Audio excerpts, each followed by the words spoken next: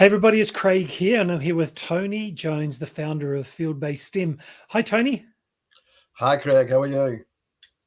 Great to be with you, and I'm excited about what you're going to share with us today about FieldBased Great. STEM and what we're doing in schools. So, why don't you just start with telling us a bit about your background in education?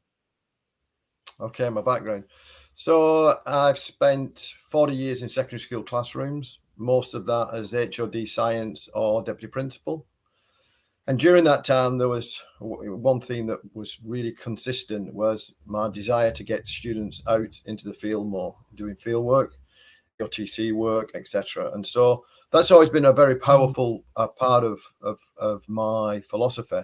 And I got some traction about 15 years ago, in that I was able to bring fieldwork into the curriculum, and it was being integrated into the curriculum.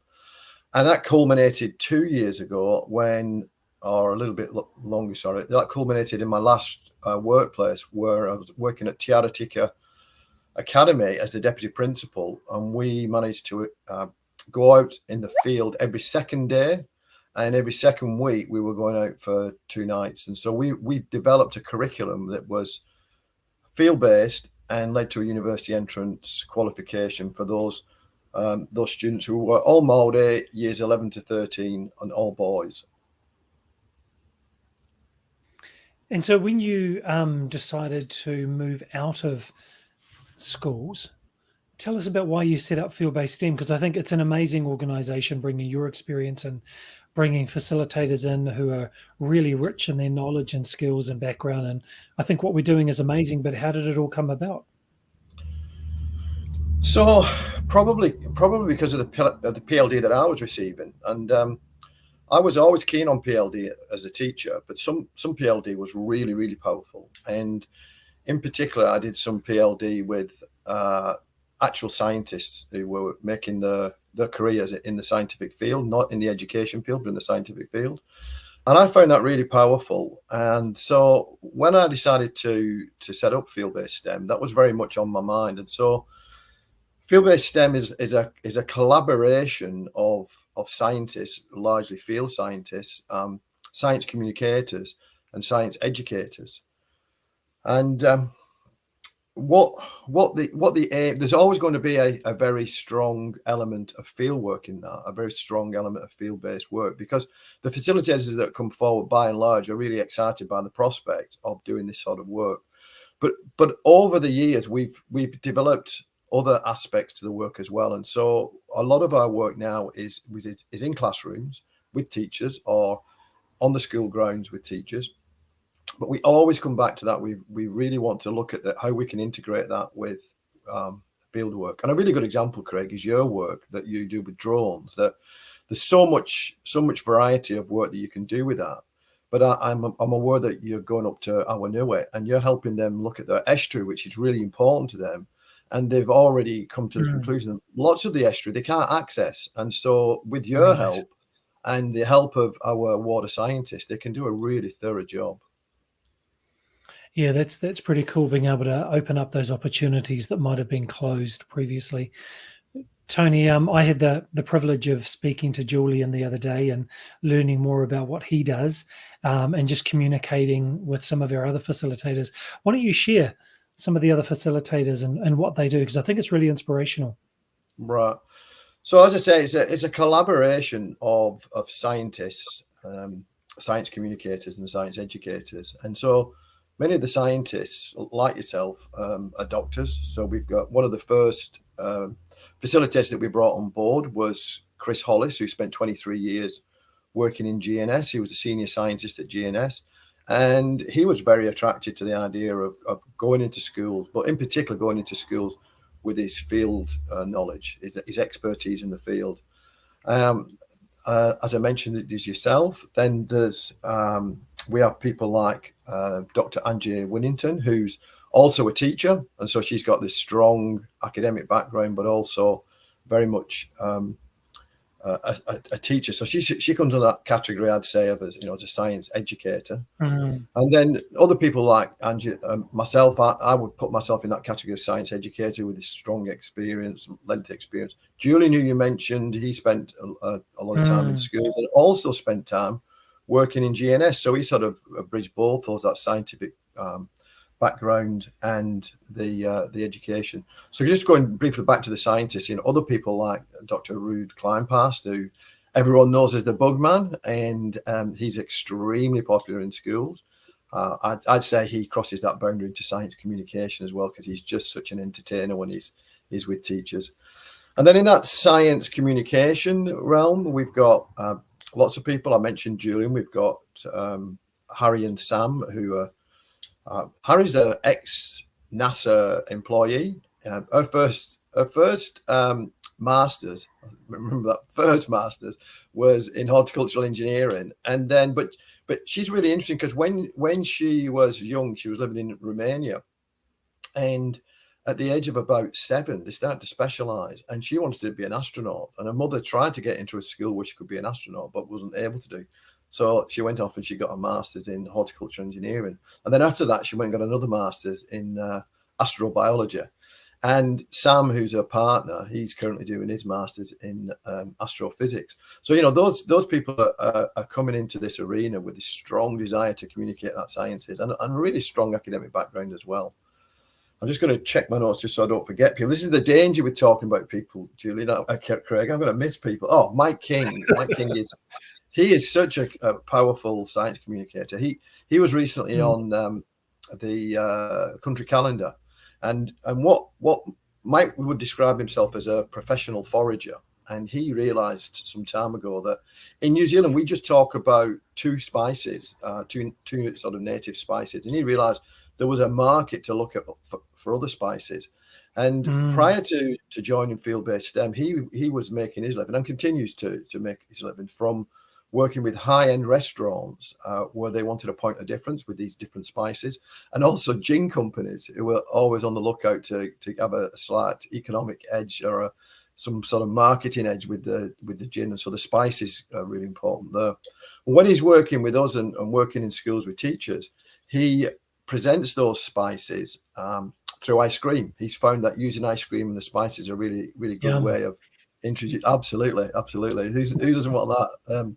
And so he that's part of his work. He does other work in foraging, and that's also got a commercial benefit with restaurants. There was a time when he was commercially producing oyster mushrooms, and now he shows schools how to do the same thing. Schools say to us, "Oh, I didn't realize it was so easy," and so he helps them with that as well. Other people we've got. The guy looks after our schools in Central Auckland, Chris Judd, and he was telling me about some work he did recently where he wanted to bring an historical aspect into the field-based stuff. And so what he did with the teachers and the students, there were a few students with the teachers so that Chris could role model a possible way of working in the field. And he issued them at a certain point with these cloth caps. And he said, "We're just going down this track here. And when you get to that particular tree, you're going to go back in time. You're going to go back over 100 years. And we want you to understand what the conditions might have been like then." And as soon as they hit this tree, it was like, "Oi, you rubble, get out, get away." And it was just so cool listening to it. And of course, the students loved it. The teachers loved it. And it was great. We're out in the outdoors and educating students about what was happening some time ago, really in context there. And that's the power of people like Chris, science educators who have this real focus on getting across the scientific principles, and teachers can pick up on it and run with it in their own classrooms. When I talk about the educators, as I say, there's people like myself who've been in schools for a long time and have a really good understanding of the constraints that schools have upon them, particularly around professional development. Up in Northland, we've got a couple of people there, Ria Bright and Aaron McCloy, who, again, lots of experience in education and are now coming into this field. In Ria's case, with a doctorate, she's just at the point where she's finishing her doctorate. And her focus was how we can talk about climate change in schools. So really appropriate for a field-based approach. And then the latest person we've got is a woman called Bianca Waryak, who has just got the Prime Minister's award for science teacher. She got the Science Teacher Prize a few weeks back. So, you know, very powerful, strong in the field, but also recognised by her peers and by the ministry for her really sound work.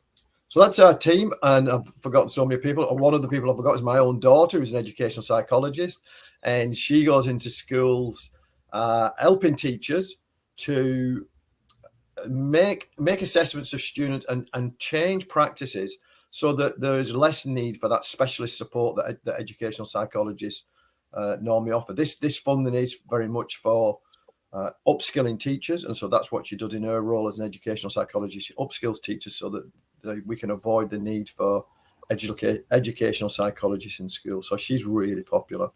There's so many people. We've got close to 40 facilitators now, Craig, and it's just like every one of them brings something unique, like the ones I've just mentioned. I think we've all been to workshops or conferences or seminars, and then went back into the classroom and thought, now how do I make sense of this? How do I use this? How do I integrate this into the curriculum as something different? Do I have time to do this? I love that field-based STEM, and what we do is really working with the teachers and seeing it in practice with the students, and it's out in the real world and making sense of the real world and those connections. Is that part of it really the thing that spins your wheels, gets you excited? Yeah, and it's most definitely part of our success in terms of the number of schools that are coming on board. I mean, those facilitators we mentioned are a result of us getting work, and so each time we get some work, we talk to teachers about and principals particularly about what they want in their school, and then we go out and we look for those facilitators if we don't currently have them. And what principals consistently say to us, what teachers consistently say to us, is that what they like about the field-based STEM approach is it's authentic, it's hands-on, it's outside.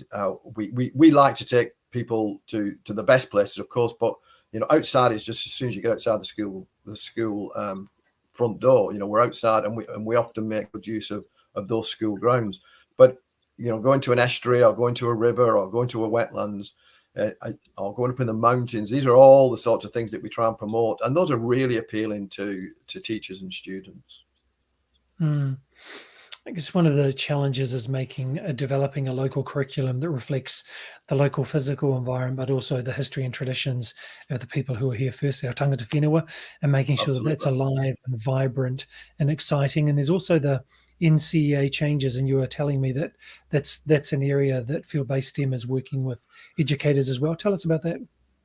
Yes, certainly. So the NCEA changes have been in the pipeline for a wee while, and when schools are now going through the piloting stage. So a few schools around New Zealand are being piloted. One of the schools that we work with, Rodney College, they're a pilot school for science, and so that's really great working with them and seeing the changes that are coming in before they get rolled out next year. Right. And so for many schools, there is some anxiety around what will that mean, and so we're constantly working with that. And when we interview prospective facilitators, we always have in the back of our mind that, you know, the Mātauranga Māori is a new aspect to those. Well, it's not new, but it's been emphasised now much more than ever before, and it's a crucial part.